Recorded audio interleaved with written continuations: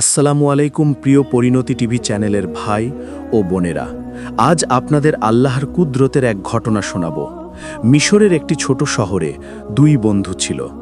একজনের নাম রিফাত, একজন মুসলিম ছেলে, আর একজনের নাম জেমস, একজন খ্রিস্টান। দুজন একসাথে বড় হয়েছে।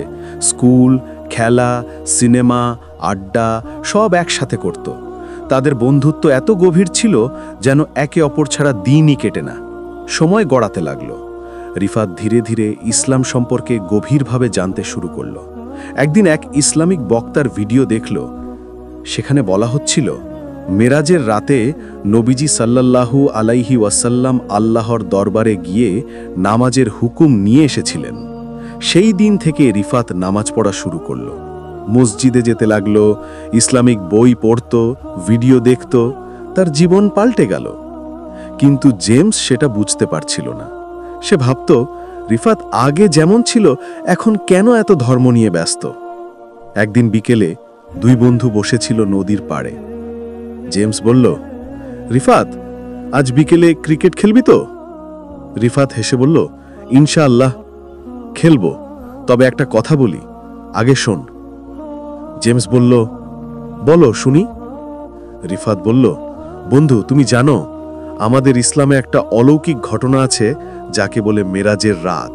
সেই রাতে আমাদের প্রিয় নবী হযরত মুহাম্মদ সাল্লাল্লাহু আলাইহি ওয়াসাল্লাম আল্লাহর কাছে গিয়ে এই নামাজের ফরজ আদেশ নিয়ে এসেছিলেন। এই নামাজই হলো আল্লাহর সাথে সংযোগের পথ। জেমস শেষে বলল, বন্ধু, এটা কি সম্ভব? কেউ আকাশে উঠে আবার ফিরে আসে? রিফাত শান্তভাবে উত্তর দিল, হ্যাঁ বন্ধু, এটা আমাদের ঈমানের অংশ। যে আল্লাহ আসমান ও জমিন সৃষ্টি করেছেন তার জন্য নবীজিকে নিয়ে যাওয়া অসম্ভব নয়। জেমস একটু অবিশ্বাসের ভঙ্গিতে মাথা নাড়ল। ঠিক আছে, পরে দেখা যাবে। বিকেলে তারা খেলার পরিকল্পনা করল। রিফাত বলল, আমি নামাজ পড়ে আসছি, তারপর মাঠে যাব। জেমস বলল, তুই যা, আমি মিন টাইম নদীতে গোসল করে আসি। জেমস নদীতে পৌঁছে জামা কাপড় খুলে গামছা রেখে নামলো জলে। গোসলের মতো করে প্রথম একবার ডুব দিল।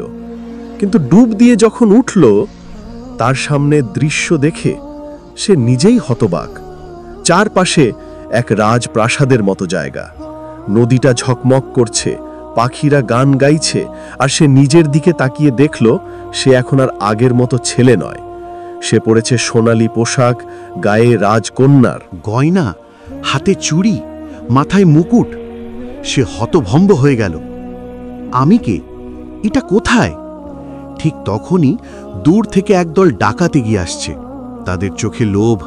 রাজকন্যাকে ধরে নিয়ে যাওয়ার জন্য তারা ছুটে আসছে। ভয়ে জেমস দৌড়াতে লাগলো। জঙ্গলের ভেতর দিয়ে পাহাড় পেরিয়ে এসে দৌড়াচ্ছে। ঠিক তখনই সামনে থেকে ঘোড়ায় চড়া এক যুবরাজ এসে পড়ল। যুবরাজের চোখ পড়ল রাজকন্যার মুখে। অবাক হয়ে বলল, এই স্বর্গীয় মুখ আমি কখনো দেখিনি। ডাকাতরা যুবরাজকে আক্রমণ করল, কিন্তু যুবরাজ তার তীর দিয়ে একে একে সবাইকে পরাস্ত করল। তারপর সে রাজকন্যাকে অর্থাৎ জেমসকে রক্ষা করল এবং তাকে রাজদরবারে নিয়ে গেল। রাজা রানী রাজকন্যাকে দেখে বিস্মিত। রানী বলল, বাবা, এমন মেয়ে আমি জীবনে দেখিনি। কে তুমি, মা? জেমস কিছুই বলতে পারল না।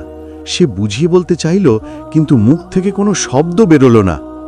রাজারানী ভেবে নিল হয়তো সে ভয়ে বাকরুদ্ধ হয়ে গেছে। রাজকন্যাকে রাজদরবারে রেখে দিল। কিছুদিন পর যুবরাজ তার প্রেমে পড়ে গেল। রাজার অনুমতি নিয়ে তারা বিবাহ বন্ধনে আবদ্ধ হল। সময় গেল, বছরের পর বছর কেটে গেল। সে 4 সন্তানের মা হল, একটা রাজ্যের রানী হয়ে গেল। সবাই তাকে সম্মান করত, কিন্তু মাঝে মাঝে নদীর স্বপ্ন দেখত, যে নদীতে সে প্রথম ডুব দিয়েছিল। মনে পড়ত সেই নদীর পাশে তার বন্ধুটি দাঁড়িয়ে বলেছিল, আজ বিকেলে ক্রিকেট খেলব। কিন্তু এখন তো 20 বছর কেটে গেছে। একদিন হঠাৎ রাজরানী বলল, আজ আমি নদীতে গোসল করতে যাব। রাজা সৈন্যদের নিয়ে তাকে পাঠিয়ে দিলেন। সে নদীতে গিয়ে দাঁড়ালো। সেই একই নদী, সেই একই শান্ত জল।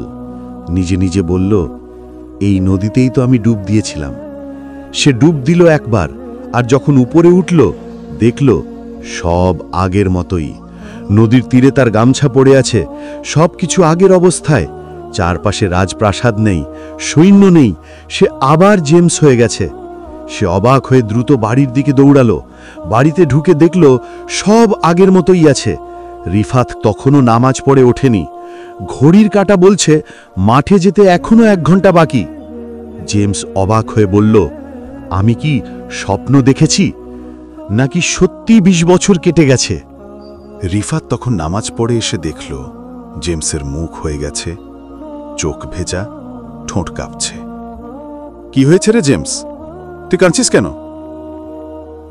জেমস বলল, রিফাত, আজ আমি এমন কিছু দেখেছি যা আমার জীবনের সব সত্য মিথ্য পাল্টে দিয়েছে। রিফাত অবাক হয়ে বলল, কি হয়েছে বল? জেমস তখন পুরো ঘটনাটা খুলে বলল, কিভাবে সে নদীতে ডুব দিয়ে রাজকন্যা হয়েছে, 20 বছর এক রাজ্যে কেটেছে, তারপর আবার আগের মতো ফিরে এসেছে। রিফাত নিঃশব্দে শুনছিল, চোখে পানি এসে গেল। সে বলল, বন্ধু, আল্লাহ যখন কাউকে তার সত্য দেখাতে চান, তখন এমন চিহ্ন দেখান যা কেউ ব্যাখ্যা দিতে পারে না। জেমস কাঁদতে কাঁদতে বলল, বন্ধু, আজ আমি জানি নবী মুহাম্মদ সাল্লাল্লাহু আলাইহি ওয়াসাল্লাম তিনি সত্য নবী। তিনি যদি মেরাজে যেতে পারেন, তবে আল্লাহর আদেশেই সব সম্ভব। আজ আমি ইসলাম গ্রহণ করতে চাই। রিফাত হাসল, বলল, আলহামদুলিল্লাহ, তুই এখনই শাহাদাত দে। জেমস উচ্চস্বরে বলল, আশহাদু আল্লা ইলাহা ইল্লাল্লাহ ওয়া আশহাদু আন্না মুহাম্মাদান আবদুহু ওয়া রাসূলুহু। তার চোখ দিয়ে অশ্রু ঝরতে লাগল। রিফাত তাকে জড়িয়ে ধরল। 2 বন্ধুর মধ্যে যেন এক নতুন বন্ধনের জন্ম হল। এবার শুধু দুনিয়ার বন্ধুত্ব নয়, আখেরাতেরও বন্ধুত্ব। জেমস এখন নামাজ পড়ে, ইসলাম শিখছে। রিফাত তাকে কোরআনের আয়াত শেখাচ্ছে। একদিন তারা বসেছিল মসজিদের বারান্দায়। রিফাত বলল, বন্ধু, তুই যে এই ঘটনাটা দেখেছিস, সেটা আল্লাহর একটি শিক্ষা। জেমস বলল, কি শিক্ষা? রিফাত বলল, আল্লাহ চেয়েছেন তুই বুঝিস, সময়, জীবন, সৃষ্টি সবই তার হাতে। তুই 20 বছর অন্য জগতে কাটালি, কিন্তু পৃথিবীতে কেটেছে মাত্র কয়েক মুহূর্ত। জেমস মাথায় নিচু করে বলল, আমি অবিশ্বাস করেছিলাম মেরাজের ঘটনা। আজ আল্লাহ আমায় দেখালেন তার এক মুহূর্ত 100 বছর সমান হতে পারে। কয়েকদিন পর জেমস স্বপ্নে দেখল সে আবার সেই রাজপ্রাসাদে দাঁড়িয়ে আছে। 4টি শিশু তার দিকে তাকিয়ে আছে। তারা বলছে, আম্মু, তুমি চলে গেলে কেন? সে চমকে উঠে যায়। নামাজের অজু করে তাহাজ্জুদ পড়ে, সিজদায় পড়ে কান্না করে বলে, হে আল্লাহ, তুমিই জানো আমি কি দেখেছি। তুমি আমার সেই ভুল ক্ষমা করে দাও আর আমাকে সত্যের পথে অটল রাখো। পরদিন জেমস নিজের খ্রিস্টান বন্ধুদের ডেকে বলল, বন্ধুরা, আমি একসময় ইসলামের অলৌকিকতায় সন্দেহ করতাম, কিন্তু এখন জানি এই ধর্মই সত্য। নবী মুহাম্মদ সাল্লাল্লাহু আলাইহি ওয়াসাল্লাম আল্লাহর প্রেরিত রাসূল, যিনি মেরাজে গিয়ে নামাজ নিয়ে এসেছিলেন, যে নামাজ আমাদের জীবনের আলো। তাদের মধ্যে কেউ কেউ হাসল, কেউ অবিশ্বাস করল, কিন্তু কিছু মানুষ সত্য শুনে গভীরভাবে চিন্তা করতে লাগল। তাদের মধ্যে কয়েকজন পরে ইসলাম গ্রহণ করল জেমসের মাধ্যমে। রিফাত তখন বলল, দেখ বন্ধু, তুই যেমন বদলেছিস, এখন তুই অন্যদের বদলানোর ওয়াসিলা। জেমস হেসে বলল, বন্ধু, আমি এখন বুঝেছি মেরাজের রাত শুধু নবীজির জন্য নয়, প্রত্যেক মুসলিমের জন্যও শিক্ষা। যখন কেউ নামাজে দাঁড়ায়, সে যেন আল্লাহর সামনে উপস্থিত। গল্পের শেষে রিফাত ও জেমস নদীর পাড়ে দাঁড়িয়ে সূর্যাস্ত দেখছে। রিফাত বলল, দেখ বন্ধু, এই সূর্য যেমন ডুবে যায়, তেমনি একদিন আমাদের জীবনও ডুবে যাবে, কিন্তু যারা আল্লাহকে চিনেছে তাদের জন্য আবার এক নতুন ভোর অপেক্ষা করছে। জান্নাতের ভোর। জেমস বলল, আমি সেই ভোরের জন্য বেঁচে আছি বন্ধু। দুজন চেয়ে রইল আকাশের দিকে, যেখানে একসময় নবী মুহাম্মদ সাল্লাল্লাহু আলাইহি ওয়াসাল্লাম আল্লাহর দরবারে গিয়েছিলেন, যেখান থেকে ফিরে এসেছিলেন আমাদের জন্য নামাজের উপহার নিয়ে। যে আল্লাহ ও তার রসূলের কথায় বিশ্বাস রাখে, আল্লাহ তার জন্য এমন দরজা খুলে দেন যেগুলো সে কখনো কল্পনাও করতে পারে না। সূরা আত-তালাক, আয়াত 3।